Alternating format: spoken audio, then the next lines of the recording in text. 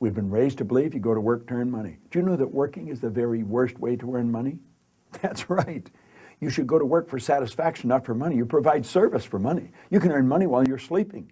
In fact, we have programs where we teach people to actually earn more money while they're sleeping than they'll ever need to use while they're awake. You say, well, that's a pipe dream. No, no. That's a paradigm that causes you to think that's a pipe dream.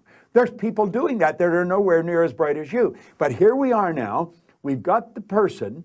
They've been programmed in their little life genetically and environmentally. That paradigm is nothing but a multitude of habits. A habit is an idea that's been programmed into the subconscious mind over and over and over again. Now, the paradigm is literally controlling the behavior. Consciously, you can think of one thing, but subconsciously, the other idea will be controlling you. See, we can sit down and we can read these self-help books, we can listen to the recordings, and we say, yeah, well, I can do that. That makes sense. That's logical. But then we can't do it. Why? Now think of this for a moment. I want you to imagine that you're going to accept an idea right now to turn your annual income to a monthly income. You say, well, I'd like that, but will you do it? Probably not. Your paradigm will stop you. See, your paradigm literally controls the results. Now, let's think of how the paradigm was formed. The paradigm was formed through repetition. The ideas being planted in your subconscious mind. Now, understand your paradigm dictates your logic. Your paradigm controls how you utilize your time. Your paradigm controls your perception of situations. Your paradigm controls your effectiveness. Your paradigm controls the amount of money you earn. If you want to change your life, you must change your paradigm.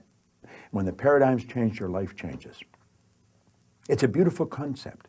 It's an absolutely phenomenal concept. Now you know why you're getting the results you're getting. It has nothing to do with your intellect. Your intellect, you can figure out how to do things. But that doesn't mean you're going to do them. You'll hear people say, I believe that, but their behavior would indicate they've never even heard of it. Why?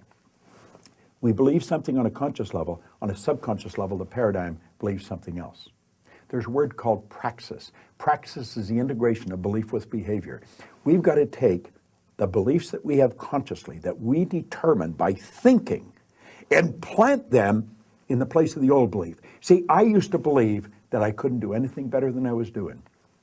I felt fortunate that I was on the fire department. The idea of building a company that operated all around the world, furthest thing from my mind. But you know something? As I changed my paradigm, my whole world changed. That's what we do. That's what it's all about. You've got to change your paradigm if you want to change your life.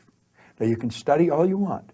If you don't gain an understanding how to alter that program, and that's what the paradigm is, it's a program. It's a multitude of concepts that are fixed in your subconscious mind that literally control your behavior. It's a beautiful concept to understand. It's a terrible one if you don't understand it, because it literally controls your life. Why do you think most people go right through their life and keep getting the same results year after year after year? Well, it's just the way it is, and they don't know. We should be taught this in school, but we're not. How is the paradigm formed? Through the repetition of information. How's the paradigm changed? Repetition of information. Now let's suppose you're having a difficult time with money. You find that you got more going out than coming in. You've got to change your concept about money. How do you do that? Through the repetition of an idea. That's where affirmations comes in. I'll give you one I've been using for years. I am so happy and grateful now that money comes to me in increasing quantities through multiple sources on a continuous basis. I am so happy and grateful now that money comes to me in increasing quantities through multiple sources on a continuous basis. You don't just say that once or twice. You've got to repeat that maybe 1,000 times a day, every day for maybe 90 days. And you'll start to change your whole concept about money. Wealthy people all have multiple sources of income. Now I'm going to tell you what happened to me. I drove around with a battery-operated record player and a long-playing record.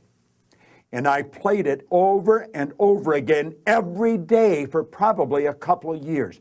This was so totally illogical. It was behavior. Everybody thought I was losing it. And I'm reading the same book every day, Think and Grow Rich. As a matter of fact, I'm still reading the same book. And it was the repetition of Earl Nightingale's information and the book that changed the paradigm. I didn't know what I was doing. I didn't understand what I was doing, but I did it. Do you know, I had a man come up to me in the Waldorf Hotel in New York, the Waldorf Astoria, at the end of a 3-day program, and he said, Bob, I really want to thank you for what you've just given to me. He said, for the first time in my life, I've understood how I accomplished what I did. I said, what did you do? He said, I won the gold medal in the decathlon in the Olympics in Melbourne, Australia in 1957. That's right. Milt Campbell. And he said, I never understood how I did it. He said, the next time you run a seminar, I want to bring my boys. And he did. But here was the top athlete in the world, a very best athlete in the world. He didn't understand how he got there. Most people that are very accomplished cannot tell you why they are. That's why they are. They've rewritten the program. They changed the paradigm. They might not have understood how they did it, but they did it.